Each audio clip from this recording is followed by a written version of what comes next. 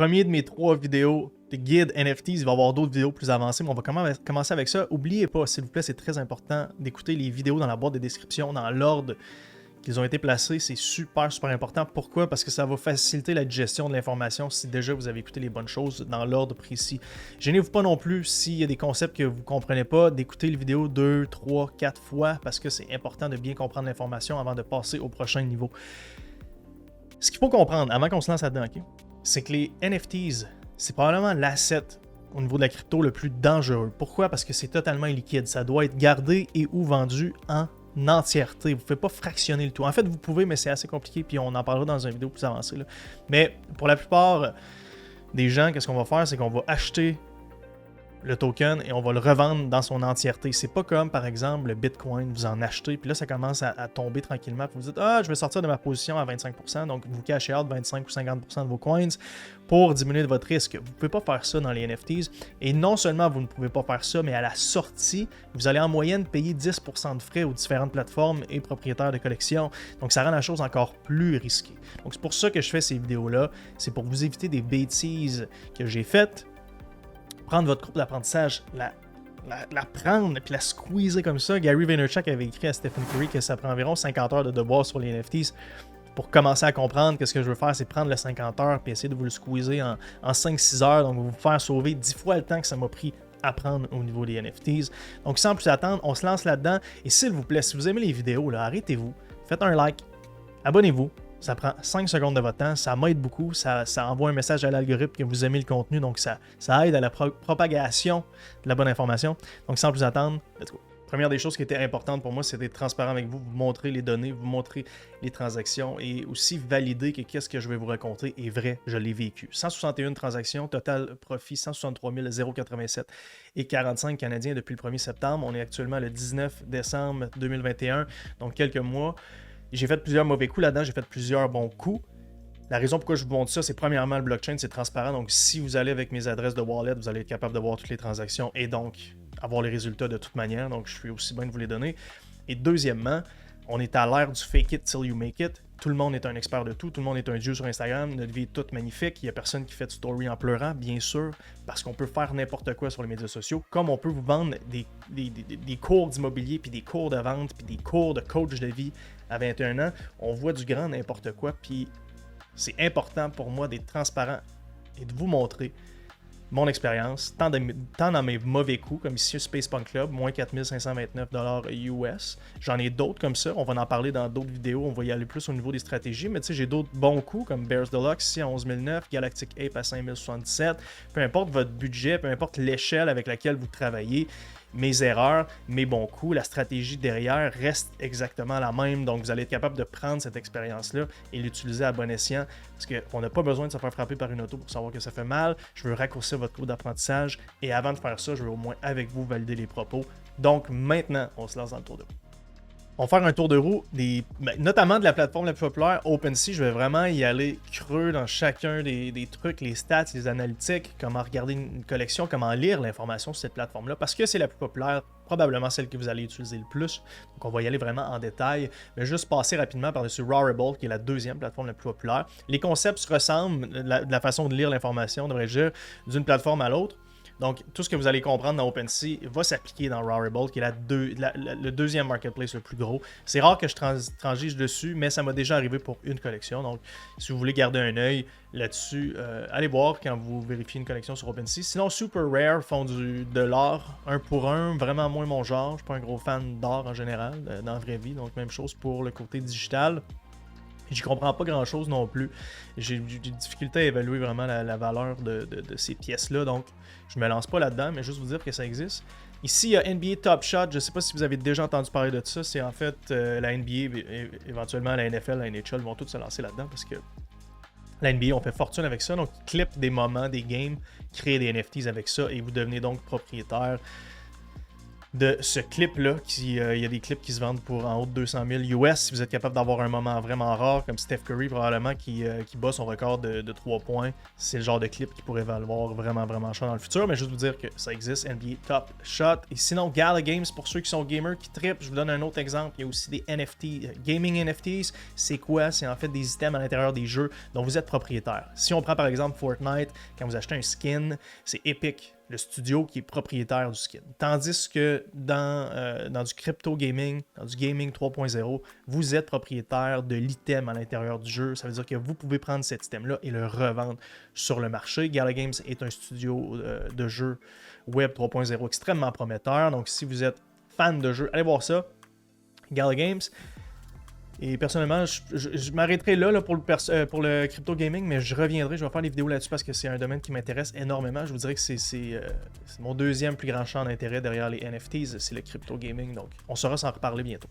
Revenons à nos moutons OpenSea, on va faire le tour de la plateforme ensemble, donc vous débarquez sur le landing page, ça donne ça. Ici, il y a une barre de recherche où vous pouvez mettre peu importe la transaction, excusez-moi, la collection. Ici, vous avez Explore pour aller voir qu'est-ce qui se fait de nouveau. En ce moment, je l'utilise absolument pas, ce segment-là, parce que toutes mes nouvelles, je les prends sur Twitter d'habitude. Mais Stats, ici, c'est quand même intéressant de voir qu'est-ce qui se passe au niveau de la journée. On peut voir dans les 7 derniers jours le volume. C'est quoi le changement de volume à travers 24 heures, 7 jours, le floor price. Donc, c'est de l'information rapide, très, très facile à digérer. Et on peut changer 24 heures, qu'est-ce qui s'est passé, on peut changer de catégorie. Là, on voit qu'Adidas venait juste de faire son drop, donc c'est super chaud en ce moment comme projet. Mais allons voir une collection précise. On va aller voir Bored Ape Yacht Club. Vous avez peut-être déjà vu ça, là, c'est complètement hors de prix là, à 50 Ethereum, mais tout de même, vous avez probablement déjà vu ça passer avec DJ Khaled, puis Chainsmokers, puis Steph Curry, puis il y a tellement de vedettes qui n'ont acheté un Jimmy Fallon. Bored Ape Yacht Club, on va commencer par, ici, la barre d'en haut.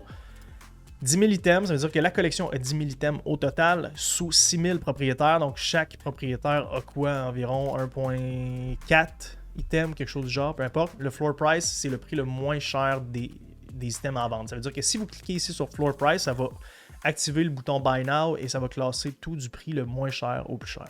Vous pouvez aussi cliquer sur le volume traded ici.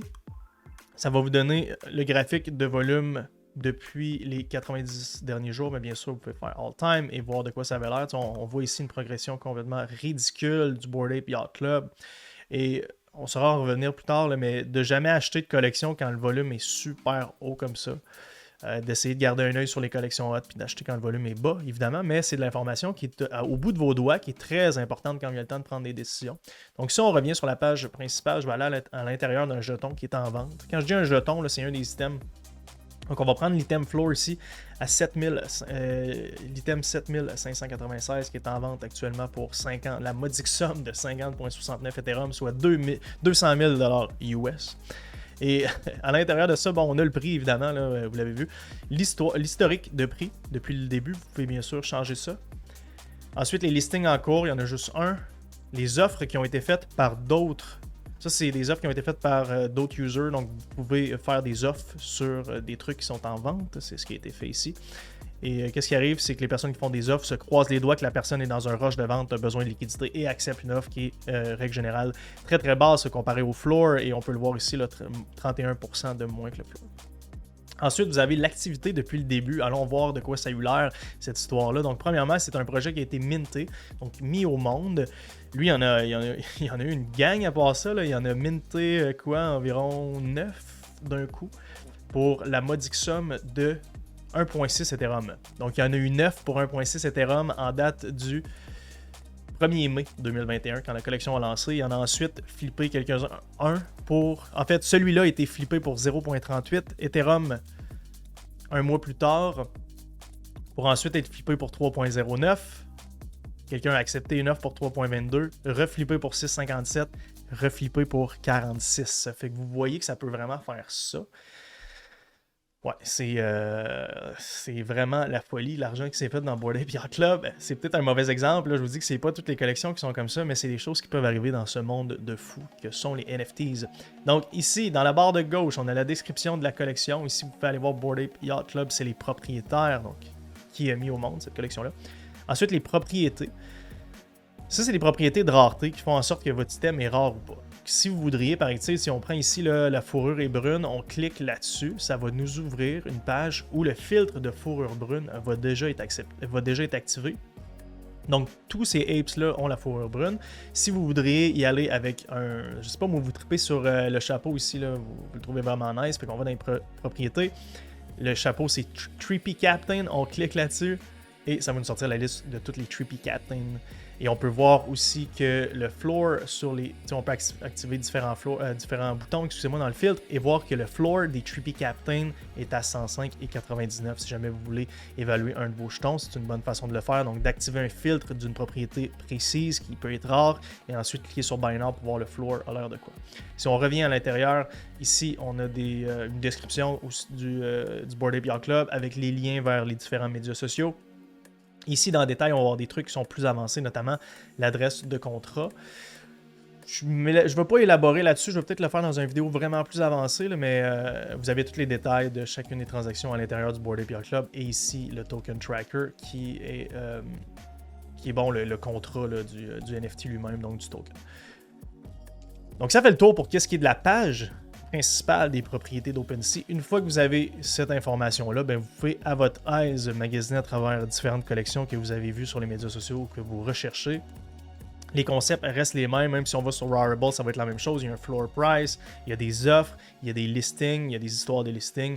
Donc au moins vous avez un brief de qu'est-ce qui est toute l'information sur OpenSea. C'est facile à digérer, c'est facile à voir, tout est bien à portée de main. Ça ressemble à ça.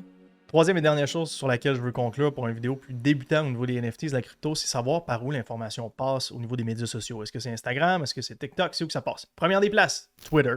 Deuxième des places, Discord. Troisième, YouTube. Il n'y a absolument rien comme information de qualité qui passe par Instagram. C'est simple, net, précis, oubliez Instagram. Du moins pour l'instant, en date du 19 décembre 2021. Est-ce que les choses peuvent changer? Oui. Par contre, l'information transige jamais aussi vite sur Instagram qu'elle le fait sur Twitter. Pourquoi? Twitter, c'est simple. C'est une plateforme de texte. C'est facile d'écrire quelque chose rapidement, une nouvelle très très vite. Et aussi de communiquer sur quelque chose qui se passe en direct. Instagram, il faut créer une photo, il faut créer un post, il faut que ça soit beau esthétiquement pour que ça fonctionne. Bref, Instagram n'est pas la plateforme pour ça. Et là, qu'est-ce qui va arriver, c'est qu'on va voir beaucoup d'influenceurs pomper des projets sur Instagram comme ils nous pompent des annonces de meubles ou des annonces de peu importe, parce que bien qu'on move en Web 3.0, les stratégies de 2.0, le Web, de Social Media Marketing 2.0 vont rester là longtemps. Donc, ça va être encore beaucoup d'influencer marketing sur Instagram qui vont se mettre à la gang pour pomper des projets, qui vont se faire payer de l'argent en fait pour pomper des projets. On le voit déjà là, aux US, on le voit énormément. On commence à le voir au Québec. Donc, première des places, Twitter. Suivez des personnes d'influence là-dessus. Ensuite, deuxième des places, Discord. Pour ceux qui ont gamé pas mal dans le temps, vous savez, Discord, c'est une plateforme de gamers à la base où il y avait beaucoup de challenges, de trucs comme ça de gaming, où Call of Duty avait des channels. Ben, en fait, on a encore des channels et tout le monde parle et discute de plusieurs choses dans le jeu. Dans Discord, qu'est-ce que vous voulez faire? C'est une fois que vous êtes dans votre projet sur OpenSea, allez vous connecter dans le Discord. Si on retourne au Bored Ape Yacht Club, ici vous voyez le Discord, Twitter, on suit là-dessus. Donc si vous étudiez une collection, on va visiter le Discord, on se connecte à l'intérieur et on regarde qu'est-ce qui se passe dans les chats. Tu sais, si je prends ici le Dogepound, d'ailleurs j'en ai deux, là, je vais juste disclose l'information, mais ici, là, c'est les propriétaires de Dogepound, les propriétaires de ces jetons-là qui parlent à la journée longue, qui parlent ensemble. Donc il y a une communauté qui se forme à l'intérieur de tout ça. Et le projet lui-même a différents channels où ils peuvent faire des annonces, ils peuvent parler de leur launchpad, leur partnership. Le roadmap, c'est quoi? C'est leur plan d'affaires, techniquement, c'est comme ça que je devrais dire. C'est leur plan d'affaires pour la prochaine année. Donc, à l'intérieur de Discord, on a toute l'information qu'on a besoin par rapport à un projet sous différents channels précis. Donc, super, super important. Quand vous étudiez une collection, d'aller dans le Discord, voir comment l'information est classée, voir la qualité des communications. Je saurais en reparler dans une autre vidéo, mais tout de même, juste que vous compreniez que l'information passe par là. Et ensuite, YouTube, bien sûr. On peut aller voir des bons YouTubers de crypto, des personnes qui savent de quoi ils parlent. Donc souvent, qu'est-ce qui arrive, c'est que je découvre quelqu'un sur Twitter et qu'est-ce que je vais faire, c'est que je vais aller voir sur YouTube si je peux trouver cette personne-là puis avoir des entrevues sur des choses actuelles, des choses du passé pour en apprendre plus sur cette personne-là, pour valider l'expérience, valider les propos qui sont faits sur Twitter. Donc, Prenez le temps d'étudier qui vous suivez dans ce monde-là. C'est très, très, très important parce que vous allez voir, il y a beaucoup de clickbait, il y a beaucoup de monde que vous allez suivre sur Twitter qui vont faire des annonces qui n'ont pas de bon sens. Même chose sur YouTube. Là, vous allez le voir, c'est beaucoup de genre manquez pas ce projet-là, regardez mon vidéo, vous pouvez pas manquer ce NFTs, must watch, il y a beaucoup de clickbait, c'est malade. Donc, avant de prendre l'information que vous entendez sur Internet et de prendre des décisions avec ça, assurez-vous d'être capable de valider les propos, valider l'expérience de cette personne-là que vous allez découvrir sur différentes plateformes en faisant vos recherches sur YouTube. Donc, ça fait le tour. Médias sociaux, Twitter, Discord, YouTube, on oublie Instagram.